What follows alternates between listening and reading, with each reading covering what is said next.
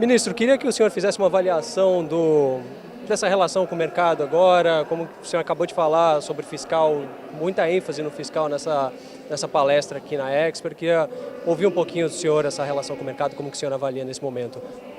Olha, ninguém nega o desafio fiscal que o Brasil tem, até porque são 10 anos de déficit, 2 trilhões acumulados de déficit. É muito dinheiro que foi gasto esse tempo todo. Então é natural que o mercado duvide da capacidade do Estado brasileiro de se reorganizar. Mas se você for pegar as projeções do mercado e o que está sendo entregue, todo ano a gente entrega dados melhores. Todo ano os resultados são melhores. E vai continuar assim. Não temos nenhuma razão para desistir de colocar o Brasil num patamar de equilíbrio com sustentabilidade para manter crescimento e baixa inflação, que é o desejo de qualquer governo, de qualquer país. Então eu penso que se nós tivermos um pouco mais de atenção, né, para o que de fato está acontecendo, e o crescimento é um fator essencial para a estabilidade da dívida. É muito difícil um país estabilizar a dívida sem crescimento. Veja aí nossos vizinhos aqui em recessão, baixo crescimento, como eles têm dificuldade. Então o fato de nós termos demonstrado que o potencial de crescimento da economia brasileira é superior ao que vinha sendo dito, deveria confortar as pessoas de que nós estamos com possibilidades concretas de equilibrar e ganhar o jogo. Ministro, o Informani publicou nessa sexta-feira uma pesquisa com 44 gestoras e tem uma avaliação de que o senhor é um ministro forte dentro do governo, mas mesmo assim persiste um ceticismo com relação ao cumprimento das metas fiscais, né? A projeção para esse ano, por exemplo, é 0,5 de déficit, o que fica acima até da banda inferior do arcabouço. Esse ano de 2024, a projeção dessas gestoras. Melhorou, mas ainda falta, né? O que claro. precisa ser feito para melhorar essa comunicação, de medidas que podem ser tomadas, enfim? Primeiro as pessoas precisam entender que nós vivemos numa democracia.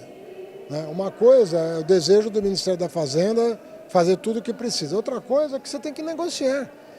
Se todas as medidas que nós mandamos para o Congresso tivessem sido aprovadas, nós já estaríamos com déficit zero.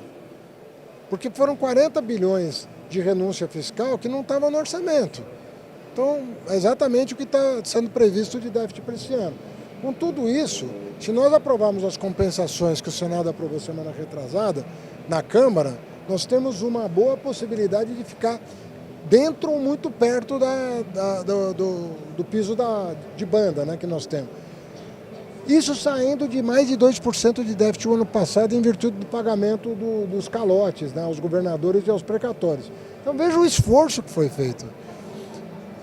É o seguinte, tem a fotografia e tem o filme. Nós temos que olhar a fotografia, mas nós temos que botar em perspectiva histórica também. Senão fica muito difícil nós confiarmos que o Brasil pode se resolver. Que uma avaliação que a gente ouve, é a minha última. A respeito a gente está vendo essa questão que o senhor falou muito claramente da reforma tributária e o IVA, aí, dependendo de como for a negociação no Congresso, podendo chegar a 28%, o senhor falou sobre isso. É um pouco frustrante, porque desde o início o governo pensou e projetou e queria um IVA mais baixo e não queria que fosse o maior do mundo, inclusive. Agora, dependendo dessas negociações, frustra um pouco pessoalmente ou mesmo com esse compromisso que o senhor tem com essa ideia de um IVA mais baixo? Eu vou enquadrar a emenda constitucional e botar na sala de visita da minha casa. É o maior feito de um ministro da Fazenda desde o Plano Real.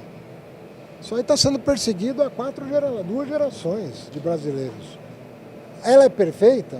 Ela é muito melhor do que nós temos hoje. Nós estamos entre os 10 piores sistemas tributários do mundo hoje. Nós vamos soltar muitas e muitas posições. Agora, vai ser muito mais fácil aperfeiçoar o que foi aprovado do que reformar ou reconstruir o que está ficando para trás. Nós estamos deixando para trás o que o vice-presidente Alckmin chama de manicômio tributário. E é verdade, ninguém tem um sistema tributário. Ninguém que não conhece vem para o Brasil com medo da judicialização, da litigiosidade. A transparência do novo sistema vai ser grande. Agora, nós projetamos 25 de alíquota, né? Era o que nós mirávamos, vamos dizer assim. Saímos da emenda constitucional com 26,5. E agora a Câmara, com a carne, com aquelas coisas, jogou para 28. Vamos ver o que o Senado diz. Dá para voltar para 26,5? Dá. Mas às vezes isso tem um custo político. Não se esqueça que a emenda constitucional prevê periodicamente uma revisão dessas excepcionalidades, inclusive as que estão na Constituição. E isso, na minha opinião, vai ter uma pressão social pela transparência cada vez maior, no sentido de nos aproximarmos das boas práticas do mundo, né?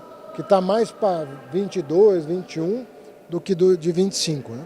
Minha última só sobre o ponto de vista fiscal. Parte da desconfiança do mercado diz respeito à dificuldade de se mexer nas despesas obrigatórias. O governo fez o movimento do pente fino, de INSS, enfim. Mas o que pode ser feito além? O que está no pipeline do governo para poder atacar essa rúbrica de despesas? Se nós conseguirmos, né, por ordem presidencial, né, vamos economizar esses 25 bi, é uma coisa importante. E vai nos dar um tempo para continuar discutindo com a sociedade, com o Congresso, com a Casa Civil, com o Planalto, medidas adicionais que deem sustentabilidade para esse equilíbrio. Mas nós reconhecemos que tudo é delicado. Você está mexendo com direitos, está mexendo com as famílias. Isso tem que ser feito com cuidado. Eu reconheço que são temas delicados. Mas nós estamos indo para o 3º ano de governo numa situação melhor do que a herdada. Então eu penso que o presidente Lula vai chegar ao final do seu mandato com uma entrega consistente do ponto de vista macroeconômico.